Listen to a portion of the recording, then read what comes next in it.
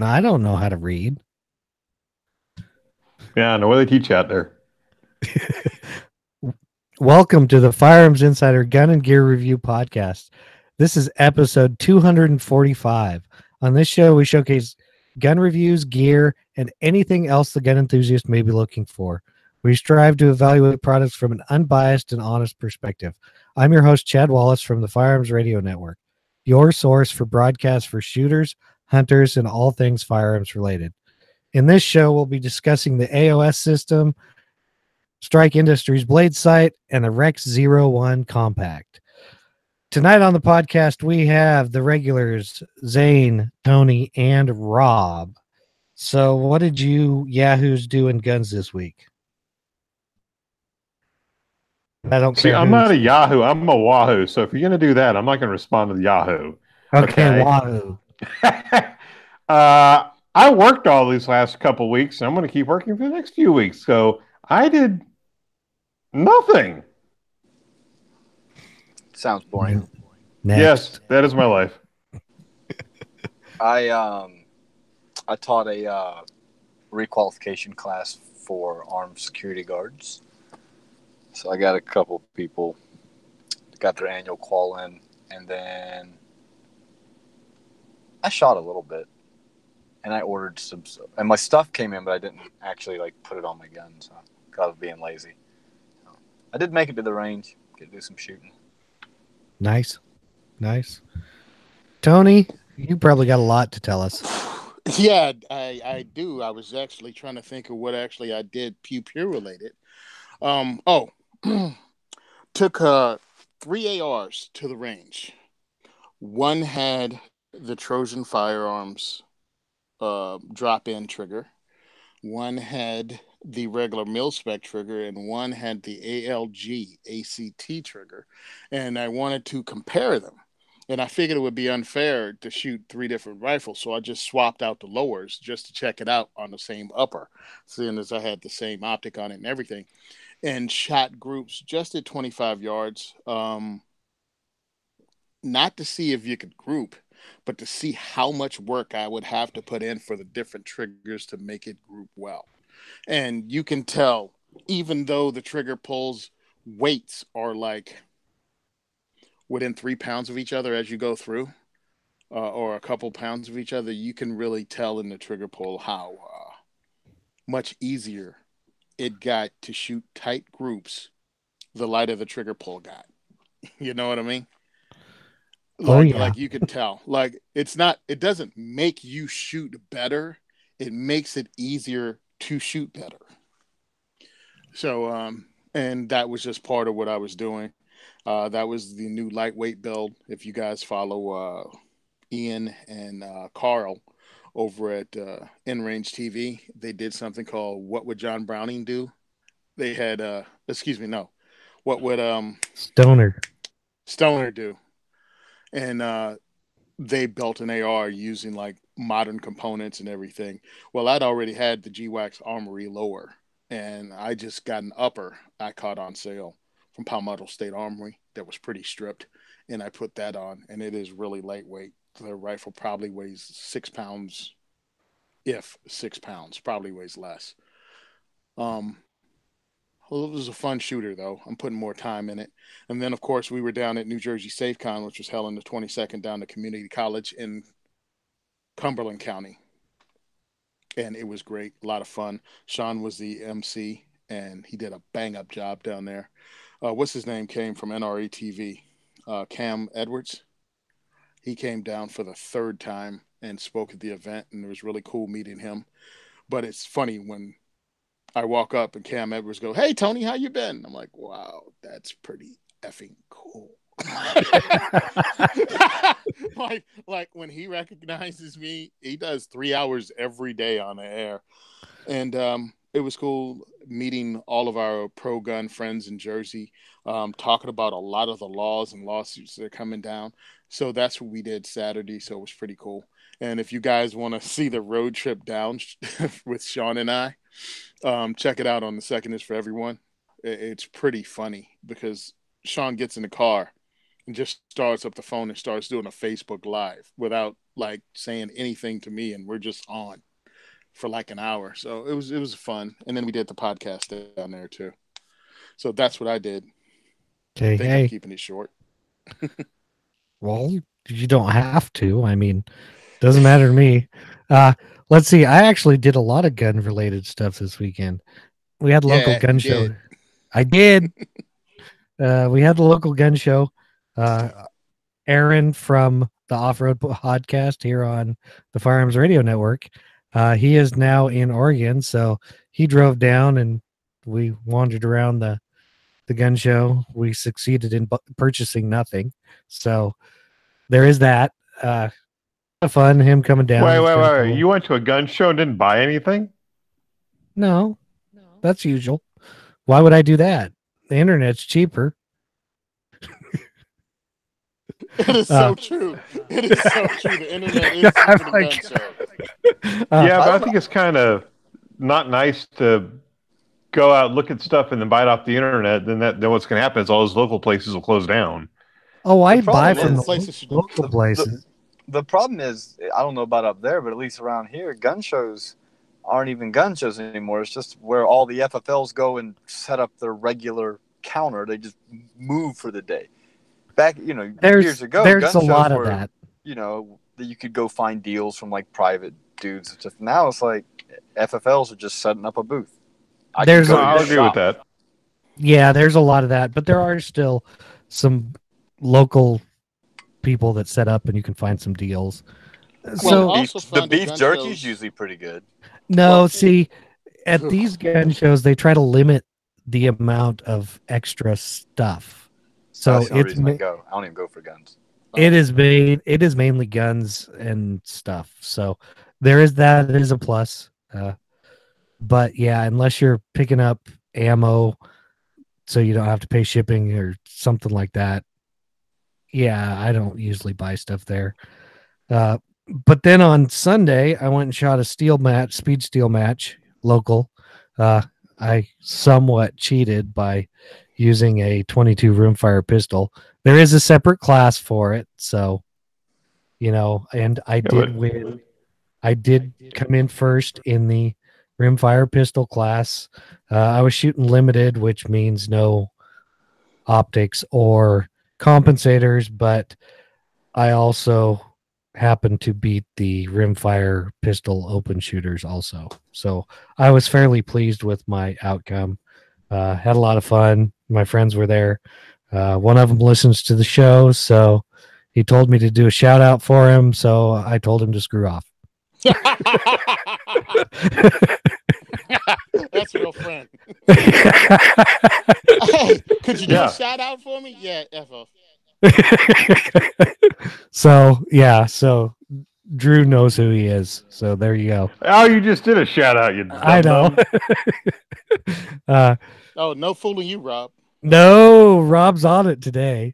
So now you got to get up pretty early in the morning. You won't pass me. Hey, I just had my Spartacus moment. So I guess we'll get into the announcements now. Episode 250. We are currently recording 245. Episode 250 is a listener question show. So send us your questions.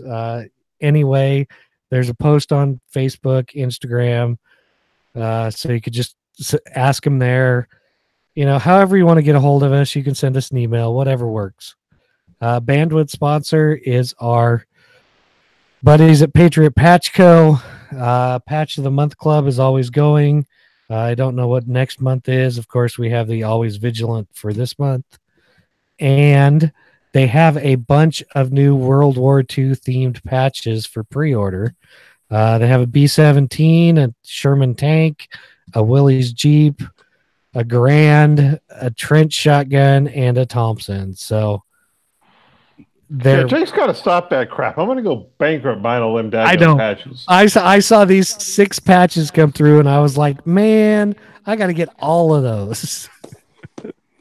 So head on over there and see what they have to offer. Definitely the airplane ones. And the Thompson ones. And all the other ones. Yeah, just all the other ones. So there is that. If you are shopping Amazon, please use our affiliate link at firearmsradio.tv/Amazon. And if you want to donate to the 2A4E diversity shoot and our shopping black bag resources, use the code 2A4E, and anything in your cart when you pay for it will be donated to Tony and the diversity shoot. And now it is time for Rob to do his normal. Yes, the views and opinions expressed in this podcast are those of the individual co-host and do not reflect the official policy or position of the Firearms Radio Network and or their employers. Viewer discretion is advised. This is especially true on live shows. And since we have no main topic tonight because we're all too not good hosts, let's talk about some new optics. And so, Chad, you had your Spartacus moment. What's up, man? Let's go. Yeah, well, I actually just see this is kind of a product review, not quite. Literally, What, the Mantis X? I've got one. I know this one showed up just right before the show, so we can work them out, and I know you like yours, so we can see how it works. If I wasn't so lazy, I'd do a review on it. Yeah. So yeah, hey, this one. I'll tell you what. Here's the review. It's a great thing. It's a toy. It's fun. Buy it. You'll love it. Sweet. So next, I'm sorry, I'm reading the chat. Spartacus. First up, we have the Agency Optics System with an MSRP of $225 for the machine work and $65 per plate that you would like on that system. And what it is they came up with, it's kind of their modular system for mounting optics.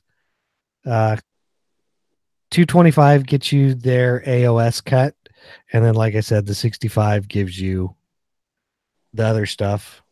You can get a few different slide coatings after they machine it. The diamond like carbon or Cerakote are that price. Blue PVD is an extra $100.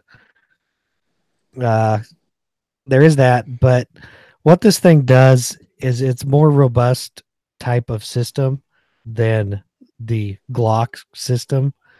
It looks pretty cool in how it works. After they cut it, you have a plate that goes on your slide, of course, for your optic. It looks like they have different plates for the RMR, the Delta Point Pro, the Vortex Viper, and the Shield RMS. They said as new ones are available, they will make new ones. You have two different options for each sight. You can get the standard iron sight cut at either in front of the optic or behind the optic, depending on which way you like it. So that's kind of nice. The adapter plate features a locking tab. It goes on with the center rib and 3 set screws. It's precisely machined for the optic, which you would expect. Right now, they're only available for Glock Gen 1 through 5s. Previous milled slides, if you already have one, need to have a minimum of 3/16 of an inch at the unmodified slide at the rear. So there is that. It also sits as low as having what they claim. I don't know how. They claim the optic's going to sit just as low as it would if you had it custom milled for your optic. Right. Which that's one of the complaints a lot of people have, like with the MOS system, is the optic sits quite a bit higher. Right, and I think on the right, it's pretty thin. The plate, it looks like. I mean, they don't give you a thickness, but like the MOS system or the Glock system has like 2 different plates, and this is just one plate, then you mount the optic on it. It looks like it's got a little tab that kind of goes in, and then a screw at the front to help, plus two other screws that locate it down. So it looks like it'll be a pretty consistent, setup for mounting it. I like it. It looks like a good design to me. I like how, if depending on if you like the front or the back iron sight, there is that option. They make it for all the most popular sites. I know they announced it a couple months ago, but they never had anything really information on it, so I never put it in the show notes. So yeah, I like the idea of it. The only thing I wish, I'm not sure how to really word this, but I'm gonna try. I think this is great if you like want to dip your toe into the red dot game and you're not sure like how you're gonna like it. Maybe you like irons forward better than irons rear, or maybe you're a Delta Point Pro guy. Maybe you like the RMR better. So this would be a good way to do stuff like that. I still think a custom mill job is to the specific optics you want is going to be a more robust system no matter what. Especially if you send them the optic. Right, like with ATEI, he does it like exactly to your specific optic. Right. Now, and I'm sure other companies do too. I just know for a fact he does. I wish something like this, like the gun manufacturers or optic manufacturers, one or the other, would just figure out a standard like footprint, because the biggest reason to have a system like this is a lot of law enforcement agencies are authorizing red dots, but they're only authorizing red dots if it's in factory configuration and you can't have your gun custom milled on. Right. So, and a lot of cops are complaining about the MOS system. So if I'd like to see Glock offer this cut, and then, hey, you can buy the agency plates. I doubt they'd actually do that, but a guy can dream, right? No. Well, Glock won't do something like this. Yeah, but you know what? You don't have to have it in Glock's hand. The industry has come up with things before. I mean, one, Sammy Specs is the industry. You know what I mean? It's not a government agency. Yeah. Having 20 gauge shells being yellow is an industry and not a government agency. And right. You'd have to pretty much be like Bill Ruger used to be and just refuse to recognize stuff, which Gaston Glock kind of sort of is. But it's like, no, optics are the future, whether you want to believe it or not. This is not the pinnacle of red dot optics on a pistol, but there's no reason the industry shouldn't get together and get standards set up now for pretty much all the mainstream handguns. Well, the sad thing is if Gaston or if Glock especially, if you were to come out and say, this is what we're going to use for a mounting thing, everybody can get behind it like what Magpul did with the exactly. With their QD mounts. Yeah. Yes. People would get behind it. The only thing you got to be careful with these, I've got one of these setups on my FN45 Tactical where you've got a plate, the slide, a plate, and then the actual optic. You're going to have to, I don't know how you can get around not using red Loctite to Loctite it down, because what happens is that little adapter plate will start to work its way loose eventually. People don't use Loctite? Well, see, some people like me, when I first got it, I figured, okay, I've got this, I bought a Burris Fastfire, and I really don't like it now, so now it's like, okay, I'm going to have to really work to get that stupid thing out of there because of the Loctite. That's the only thing about it is once you put it in there, you're pretty well stuck with it, Well, don't use the red Loctite and use something. Well, even with the red Loctite, if you take a heat gun, like a soldering tip, and heat up the tip of the thing, it'll usually break free. Of just the screw, yeah. Yeah. Yep. I don't know. I like. Gotta mute Rob. It's killing me. Yeah, I'm muting him.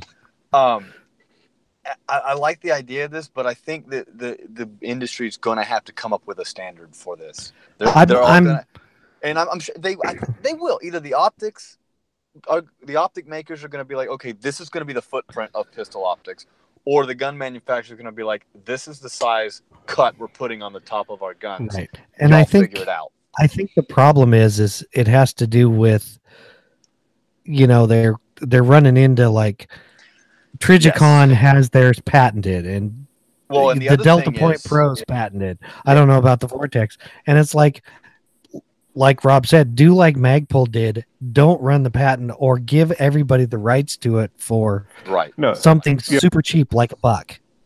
Well, I think what Magpul did is they patented their system, but they said, you know what, it's open source. Go ahead and have fun with it. And the other issue is the safety plunger in some guns, where it sits makes milling the slide. You can only go, like, there's some guns you can't put the rear sight forward or backward because of where that plunger sits and milling into the slide. I think there was problems with the P10Cs. Right, and depending on where your firing pin sits, where your extractor sits, you run into all kinds of things. It'll work. It'll eventually work itself out, I think, because, again, I don't see too many, law enforcement agencies authorizing sending your gun off, especially if it's a department gun, to, some guy to cut like, I have a buddy who works for a department down here, and they're like, yeah, you can put a red dot on it as long as it's factory option. So he's got a red dot on his gun, but it's with an MOS system, which is, again, not the most robust system. And can they get around it? You might ask your buddy if they were to buy a complete slide, because I have a factory configuration gun. I was going to say probably not, because what if you buy like a complete Glock slide, have it milled? It's kind of a factory. Like bought it from agency or whoever or from Glock and then send it off. That's okay. And truthfully, you don't want that. I was going to say, I think part of the issue is liability. Yeah, that's exactly what it is. Because it's fine if the guy wants to send it to agency, if the guy wants to send it to someone good. But truthfully, it really comes down to this. What's good? And what has a stellar reputation, especially if the cop's gun stops working for some reason and the cop himself gets hurt. Right, and that's the other thing. Like, all millers are not equal. You got exactly. If I have a mill machine in my shed, I can advertise on Facebook tomorrow that I can mill you your optics cut on your slide. I don't know how to do it, but I'm sure I could figure it out, and I'm sure it would not be nearly as good as these guys who do it professionally. And the thing is I could take a slide and I could mill it. I have access to the equipment, and I would trust myself milling it if I had the optic to measure and I could trust that I would do it. Now, would I do it for somebody else for money? No. But for me, I would trust myself doing it. But it's one of those things. Now you have to be registered with ITAR to do that. Not for myself. Not for yourself, correct. Not for yourself. But my other thing is this. It makes no difference who does it. Agency does it. If a cop gets hurt, these companies aren't big enough to take a couple of lawsuits. You know what I mean? Yeah. So, which is why we honestly need a factory standard. Which maybe this will happen. Maybe everyone will be like, you know what? We're going to cut for the agency plate, and people can just buy the plates. I don't know. Again, I don't know all the and stuff. I was going to mention this, and Lewis in the chat also mentioned it. Said that with accessory rails, they kind of did the same thing. It's like nobody had, like, until there was key mod and M-lock and stuff, or just like Picatinny rails. I mean, before that, you had Weaver, you had the 22 rails, the metric, whatever it is. But this is what happened. It was one that's called a Picatinny rail because the military adopted it. A Picatinny arsenal. Yeah, because we can work on guns in Jersey, you just can't own any. Unless it's for the military. They can own all they want there. But my whole thing is, it was a military standard. We'll all be old and dead before red dots become a military standard on a handgun. But it would take a contract that big to do something like that. And maybe we'll be old and dead with the 320 being adopted. They might. Yeah, I was going to say, 20 years. The 320 already, you can buy a 320 with a cutout for, an optic from the factory. So, we might not be dead. We'll just be 95 and it won't see widespread useful. I'll put it this way. I was in combat coaches school in the Marines when they finally came down and said all rifles have to have optics now.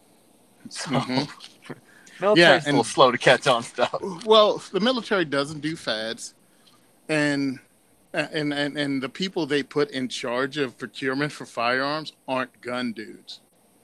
Never have been. No, they're pencil pushers. Or they brought in from somewhere else, but they're never really gun guys. That square peg never finds the square hole in the military large.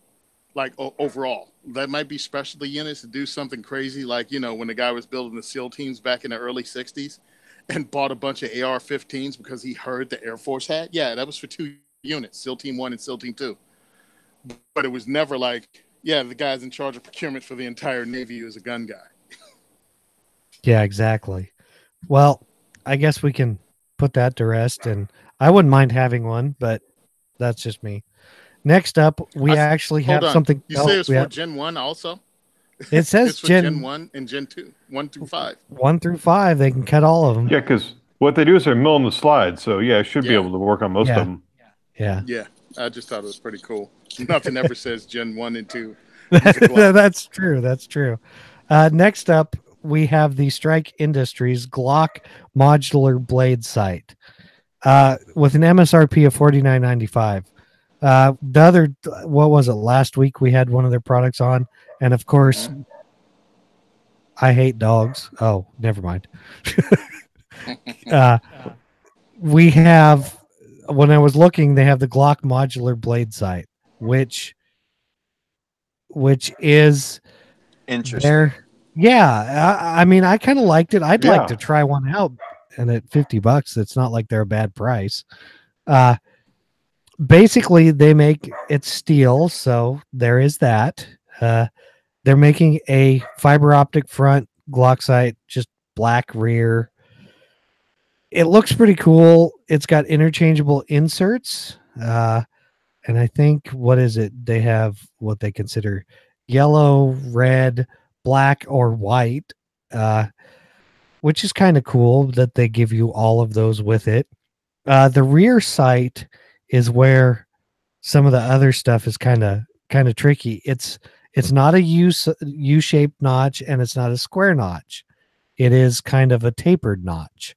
And they say that this helps you pick the sight up faster. What's it say? Helps with accuracy, quicker to align, stuff like that. I don't know. I'd wait to see it. They give dimensions. The front sight is 210 inches tall, 140 wide. The insert is 60 thousandths wide. The rear is 250 and 200 at the bottom of the notch. So there is that. It's got, the inserts are polycarbonate. It has a QPQ finish. It comes with all the stuff, the screws, everything you need. I actually saw this and I was like, this is pretty cool. I don't know if they make suppressor height yet, but it looks a little taller than your normal sight. I just liked it because the insert isn't just like a pipe insert like most fiber optic sights. It's a whole, like the whole front of the inside of the sight is a line of the color, whatever color you choose. So I want to hate it, but I don't. That's the thing is I don't want to hate it. I like it. I want to get one. Is how much I want to see this. I have two issues with it. For one is the width of the front. One of the biggest advantages to a fiber optic front sight is how thin it can be, and at 140 wide, that's almost night sight size. Right, but you have to understand that with the center being much thinner, I'm tracking on that. Right. You kind of get the best of both worlds, and that's how they're trying to sell it. Right. And that's, I'm like, that's why I want to try it out, because, and I want to see if I can really. Yeah, I understand what you're saying, and I get what you're trying to say also. My other issue is like the V notch. Like, you should just made it a square notch, I think. Or if you're interested in quicker sight acquisition, like a Y notch, even like the Proctor sights are supposedly really fast to pick up because they're square at the bottom and then they Y off towards the top. Right. Which he may have that patent, so they maybe can't do that. I don't know. I've never Could shot be. Proctor sights, but I have a lot of friends who swear by them. But I like the eye likes right angles. I don't know about this V notch thing either. Well, but I think it's a really interesting, and the rear sight's kind of busy too. It's like smooth right around the opening, and then it's like checkered. And well, the one thing is it has that little, like in the center of it, there's like a tapered that kind of gives you a line to line up with the front sight. Right. Yeah. Weird. It's not colored or anything. Like their picture kind of looks like it might be. But I don't know if that would help or not. I mean, we're just speculating, but I like the concept, and I'm like, it sounds kind of cool. I mean, to me anyway. I don't, and it's not bad for $50, you know. Exactly, it's a steel sight. So yeah. The only fiber optic I'm aware of that's worth a crap for less than that's going to be the Ameriglows, and to be honest, even that one has got a pretty wide front sight on it. Right, because unless you get in order to get any size fiber optic in there, you have to have somewhat of a wider sight. I mean, you can do it with like 100,000s wide, maybe. But I was gonna say my I don't know what sights I have now, but anyways, the sights I have are 105 wide up front. Well, see, Warren Tactical was where I first saw these like U-notch style, sights. Yeah, and this isn't even U-notch though, is it? No, it's it's like a V-notch almost. It's almost like a V, but it's like a cross between a V and a regular notch. So anyway, it's a little wider. Look, go ahead, try it. What the heck? It's a sight. All right, I don't like big dots mainly because it takes precision away. But I have is it Ameriglow sight on mine. Works fine, collects a lot of light. I got an Ameriglow on my 19. Yeah, so that's what I have on my 19. So I have really no problem being precise with it. It doesn't crowd up. I don't like a lot of air on either side of my rear sight, on the rear sights, on both sides of my front sight. So it works out for me. I don't know the exact measurements of everything. Right. So I guess I can look it up. But I just know when I look at, let's say, the sights on my Ruger SR22, way too much air on either side of the rear side. See, and I'm the complete opposite. I like a lot of air, or as you say, on each side of them. Space. Space on each side of the sight. And this one kind of looks like it might give you kind of both. Well, they kind of put it towards the bottom. They say they kind of tried to split the difference because, and I agree with both of you. For precision shooting, for shooting B8s. Oh yeah. With no time limit, I want as little space as I want, to be able to basically not have any light in between front and rear. Right. But only when it's perfectly aligned. But if I'm trying to go Ricky Bobby and just pick up the front sight as quick as I can as soon as it drops into that notch, I want as much space as I can get back there if I'm doing work at 3, 5, 7 and yards. like the set of night vision sights I have in that Polymer 80, the only thing I don't like about them is the front notch is a little wide. I mean, they're tritium sights, so they kind of have to be, but I would like the rear notch a little wider because they're already not a precision sight, in my opinion. Right. I mean, you could shoot them decent, but they're not as precise as I would like for certain things. Like you said, if I'm shooting a B8 target, I want something different, but right. Yeah. I mean, it really is true. They do look kind of neat. Like I said, I wanted that when I first saw them, I wanted to hate them, and I don't. But I'm definitely not in love with them. I would have to actually put a set on a gun and go to the range. And the thing is for $50, it's not like you're spending $150 on a set of sights. So if you really want to try them out, you're not going to be out that much. Yes, it's half the price of a high point, but that's a different story. Oh, we measuring things in high points now. Today we're going to measure things in high point dollars. This cost 0.52 high points. That's right. And the last thing cost, if you add in the 65, it cost 2.7 high points.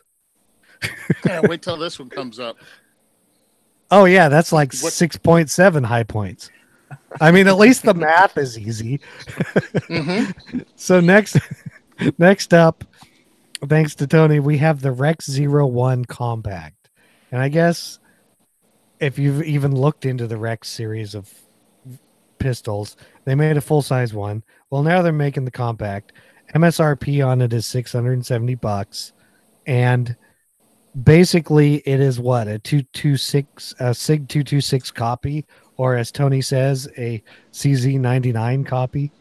Yeah, it looks like a P226 to me, but Tony says it's like a because exact copy of a 99. Yeah, I've never shot a 99, so I can't dispute that. it is in 9mm. The barrel length is 3.8 inches. The rest of it, height, width, I don't know. You guys could look it up, but I mean, it's a 226. It weighs 25 ounces. The magazine capacity is 15+1. DASA. You can get it. One thing I did think that was kind of cool is I put the green one in here that they say is OD. It looks more green. They have a bunch of different color options. They're all the same price. It comes with 2 magazines. I do not know. What are you asking? I was going to say, I'm assuming 226 mags will fit in it, but nope. Nope. Okay. Well, thanks. And Tony. you don't want that anyway. These things are half the price of 226 mags. Oh, well, do these mags fit in a 226? Right. That's the better question. It probably is the better question. It says it can be carried cocked and locked also, which right, because it has the safety and the decocker is not the same lever. Correct. And the decocker, as we were saying earlier, is also the slide stop. That's weird. It's weird, but it works. I mean, it does have forward cocking serrations, so if that's your thing. Loaded chamber indicator, because I don't know why, because all guns are loaded all the time. So you know what else has forward cocking serrations? Never mind. I'm not even gonna bring it up. Oh, we're gonna be the only ones not talk about it. Well, I purposely didn't put it in the show notes. I know. Even though this is show 245. Well, it's not too late to shoot. We all know what we're talking about. You got me there at least. But it does have a rail on the front, and it's an actual, so at least it's got that. It's got a larger trigger guard. It's got white dot sights. It's rated for +P ammo. I don't know what the street price on these things are, but I have always liked the 226/CZ99s. They fit my hand nice. For if you just wanted something that maybe to carry or something, and you kind of like this style, it might be a good deal for you.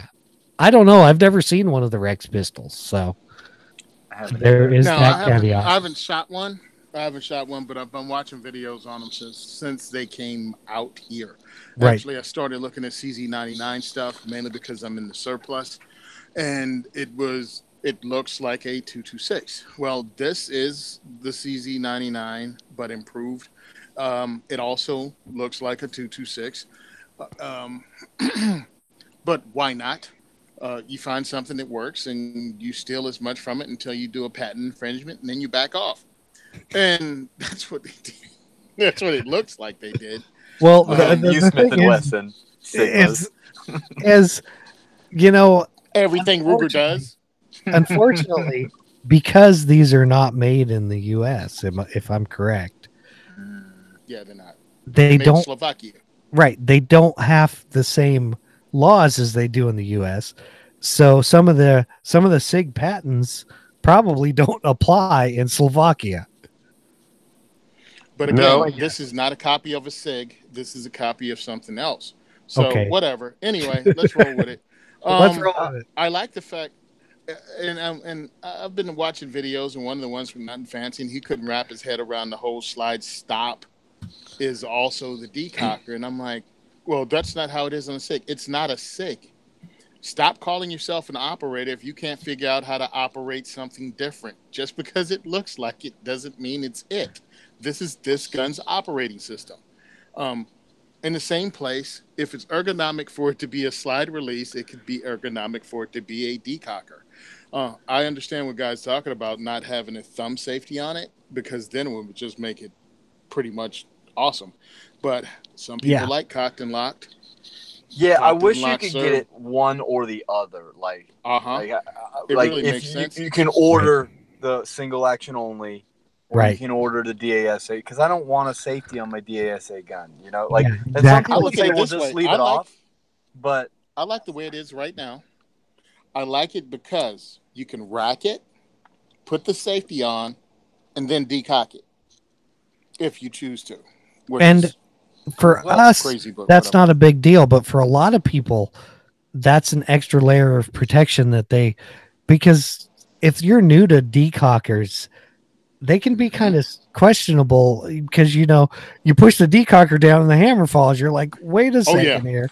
I mean, we all know that, but, new shooters and stuff, put the safety on, push the decocker. It's an added level of perceived safety, I guess. So that's why all the Smith & Wessons came with both with or without thumb safety. Right. Still. Yeah. So I have a question. When the gun locks back on an empty magazine, you insert a new magazine, hit the slide release, does the gun automatically go into double action? Or will it stay in single action? As long as you don't push it all the way down. Okay. And if I remember correctly from the CZ, you have to push it. It's quite a ways you have to push that thing down to get it to decock. Kind of like the SIG. It's not as far down as a 226, but it has to be a deliberate movement. Right. So just hitting the slide stop is not going to do it. Mm-hmm. Also, it's out there though. My thumb ain't going to reach that. But I got little hands. So. Well, sure, your thumb will reach it. You just got to use your support hand. But I mean, really, the reality is, how often are you going to decock the gun? That's not something you're going to do every time you. No, it's just when you shoot. It's just when you put it in the holster. Yeah. Well, or anytime you're done shooting. I run a decocker or a safety like I run a safety on like an AR. So if the gun's in my line of sight, safety's off. As soon as it comes out of my line of sight, safety comes on or gun gets decocked. Right, but since the way I do things. See, but in this case, since it has the safety and can be cocked and locked, you just thumb the safety on. You're good. I guess. Okay. Yeah, I guess I could use the features of the gun that are on the gun. This is why this is why I like striker guns. They're just so much easier. None of this to worry about. But they're the lowest common denominator. Congratulations. I wouldn't call them the lowest common denominator, but I like to know how to work out. Striker fire guns, so easy, even Nothing Fancy could use them. Nice. Hey. We're not gonna disrespect people here. Come on, Rob. Oh, you won't. I will. Yeah, but I have the mute button. I am Spartacus. Don't you forget. I have the eject button though. Okay. You wouldn't dare. We pretty much got rid of that one too. So, listener feedback. There actually was some in one of the questions that we got for the listener question episode. Oh, hold on, man. Oh, you got something? No. Checking out the Rec 7. Oh, because a lot of people go, well, who the heck is this? Go to their website and check out what they do, because they have a lot of cool guns. They do, and they're being imported. Somebody in Las Vegas. Yeah, in Vegas. Yeah. My thing is, check out their stuff. It's pretty impressive. Just because you might not have heard of them, because what's Slovakia? Well, it's the other half of Czechoslovakia. Right. So when they split good guns. Yeah. So one is called the Czech Republic, and the other one's called Slovakia. Yeah. So they have a long tradition of good quality guns. It's just this is the other side. So it's CZs because I guess the other side became an ally to us first. I have no idea why Well, you know CZs and don't know these. You know CZs because CZ has been around for a long, long time. Okay. And when they split, CZ is still a CZ. There's no difference. It's just these guys, weren't as known because they haven't been around as long. Because they make a competition version of this pistol. Yeah, the Alpha. Without the Alpha without the decocker. Right, single action so only. So it just has the safety. But you can hold the hammer down, pulling the trigger, and have it go into double action. Like an original CZ75. Just like it's the original CZ75, because that's what I have to do with mine. So there is that. But with an awesome single action trigger, I mean, it's a pig 226 single action only, pretty much. Yeah, pretty much. And the price. Oh, we didn't do the MSRP, dude. Yeah, we did. $670 on these. On the compact. Okay, because I was looking up and comparing them to the P229 because really it's a compact. Yeah, I was going to say, we've been saying 226, but we've actually been... It's 229. Yes, you're correct, this thing Tony. is half the MSRP of a P229. Right. So... Really cool. Yeah. I just... Like I said, I'm not familiar with the company, so I'd be interested to see some long-term, durability stuff. If the gun What about works, 1,000-round shooting test? What about 1,000 rounds back to back? That'd be a good start. The best thing, 14 minutes. The best thing Rex could do is they could send me one of these to review. See what you did there. Why not? You see what I did there? Yeah. It's or pretty funny even better, they could send all four of us one to review. Yeah. Okay. Now they have 10 round. Yeah. Now you're dreaming, which is awesome. No, they have 10 round magazines now, which works in Jersey. No, 10 from Military Arms Channel did 1,000 round test on these before the company ever contacted them. They'd gotten one in at Copper Customs. 20-something mags they loaded up, and then they just fired one after the other with zero stoppages with field. So, and then he also did ran he do his test that he does? Yeah, I was going to say his sand and mud and ice. Yeah, and all that. It passed all of them. With no stoppages. Okay. So it. You know what didn't? It's the SIG P226. Oh yeah, the 226 hung up. The Legion hung up. Yeah. So yeah, this thing actually beat all of those. I was really impressed with it, and so was a lot of other people. I'm guessing that the reason it held up better was because, fortunately and unfortunately, the tolerances are probably a little looser. So the dirt doesn't affect it as much. I mean, it's just like, but I don't remember exactly what it was, but you may be right. But again, a 1911 didn't get his reputation by being this freaking tight pistol. Oh no, it got the reputation because it was loose. If you pick up one of the government surplus ones, and they rattle like crazy. I mean, which is part of the reason they're not too accurate, but that's where the reliability came from. I mean, which I think you have. If you want one of those, you have like 3 or 4 days left to put your application into the CMP. So. Yes, till the end of the month, I think. So yeah, and bag the CMP for a beat up ratty 1911, so you can say you have one for a War II surplus. Right. Yeah. Right. No, or just buy a decent 1911. Yeah. Okay, well, I was on the listener feedback, which we have, but I didn't put it in here because of reasons. So, Tony, it's all you. Oh, okay, great. The October 4th diversity shoot's coming up. It's going to be great. We're going to have some cool stuff. I'm going to bring out the lever action 357, also with the 357 686 that had the polishing job done by Patriot Gun Polish in Florida, because people have been asking about it, and it's one of my favorite guns, and I like people shooting it. That's why I had the work done on it. So that's going to happen October 4th, Gun for Hire range, 6 p.m. First 10 people through the door, free swag bag. What else? Going to have some cool prizes and giveaways, whatever. And we're introducing new people to firearms at these diversity shoots. It's just to destroy the stereotype that the media keeps trying to portray of gun owners as horrible people that you have nothing in common with. So if you live in Jersey or close by and you want to bring that person from work who always asks you questions about a gun range but are kind of shy, or if you want to bring that person that's really gung-ho about it but you realize you aren't really qualified to train a new person, we'll take care of all that.